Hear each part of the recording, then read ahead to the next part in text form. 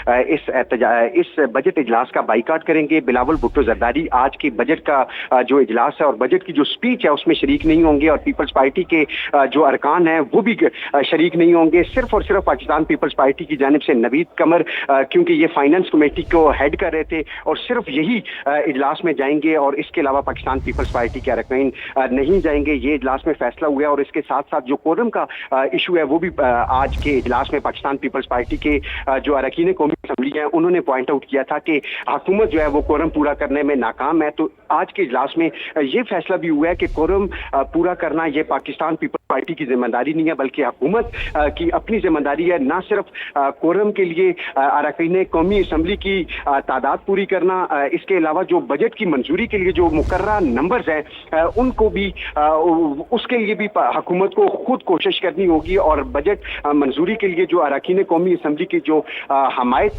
चाहिए होगी उसका भी पाकिस्तान हुकूमत को खुद इसका करना पड़ेगा, और हुकूमत खुद ही जो बजट मंजूर करवाने के लिए नंबर पूरे करने होंगे, और कोरम जो है वो पूरा करना भी हुकूमत की जिम्मेदारी होगी। और आज का जो इजलास है उसमें यह फैसला हुआ है कि पाकिस्तान पीपल्स पार्टी आज के बजट स्पीच के ऊपर गुफ्तगू नहीं करेगी। बजट स्पीच के बाद बिलावल भुट्टो जरदारी मीडिया से गुफ्तगू करेंगे, और फिर बजट के ऊपर वो अपने जो तासुरात है वो देंगे। जब हमारी पाकिस्तान पीपल्स पार्टी के अरकान कौमी असम्बली से गुफ्तगू हुई, जिसमें नवीद कमर जब इजलास खत्म हुआ तो उनसे बात हुई, तो उन्होंने कहा कि आज के बजट से उनको कोई तवक्कुआत नहीं है। और जब उनसे ये पूछा गया कि पाकिस्तान पीपल्स पार्टी की जानिब से जो तजावीज़ दी गई थी उनका क्या बना है, तो उस हवाले से भी उन्होंने लाइनविंग का इजहार करते हुए कहा कि हमें नहीं पता कि हमारी तजावीज़ जो है वो शामिल की गई हैं या नहीं की गई, लेकिन पाकिस्तान पीपल्स पार्टी के जितने अरकान कौमी असम्बली हैं जो आज के इजलास में शरीक थे वो तमाम हुकूमत के इस बजट से मायूस दिखाई दे रहे हैं, और उनका इस हवाले से कहना है कि आज के बजट में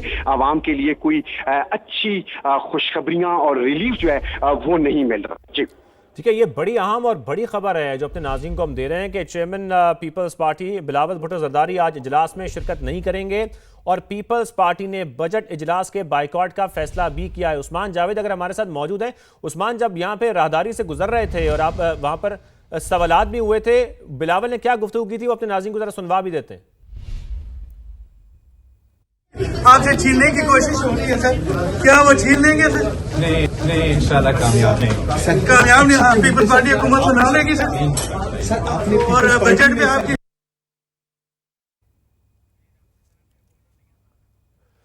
उस्मान जावेद से भी हम बात करेंगे इस हवाले से, लेकिन अपने नाज़रीन को यहाँ पर एक अहम खबर दें, बड़ी डेवलपमेंट के बारे में बताएं कि पीपल्स पार्टी ने बजट इजलास के बाइकॉट का फैसला किया है, और चेयरमैन बिलावल भुट्टो जरदारी आज इजलास में शिरकत नहीं करेंगे।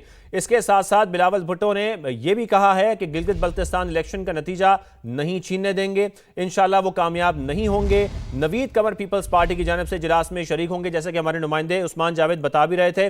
और बजट इजलास से पहले हुकूमत को नई मुश्किल का ये सामना है जो हम देख रहे हैं कि उनकी जो इस वक्त हम देख रहे हैं इत्तेहादी है पीपल्स पार्टी, उनकी जानिब से कहा जा रहा है कि वो इस बजट का बाइकॉट करेंगे आज के इस इजलास में। तो ये एक अहम डेवलपमेंट है जो अपने नाज़रीन को हम बता रहे हैं। हम भी ज्वाइन कर चुके हैं इकराम उल हक साहब, इकोनॉमिस्ट हैं, उनसे हम गुफ्तगू आगे बढ़ाएंगे, लेकिन साथ में अपने नाज़रीन को यहाँ पर ये बताते चले पीपल्स पार्टी के हवाले से कि पीपल्स पार्टी ने इस बजट इजलास के बाइकॉट का फैसला किया है। इकराम उल हक साहब, बहुत शुक्रिया हमें ज्वाइन करने के लिए। इकराम उल हक साहब, ज़ाहिर है जो डेवलपमेंट हो रही हैं वो अपने नाज़रीन को हम मुसलसल बता भी रहे हैं, कुछ पॉलिटिकल हैं, कुछ जो बातें सामने आ रही हैं उस हवाले से भी गुफ्तगू हम बताते रहेंगे अपने नाज़रीन को।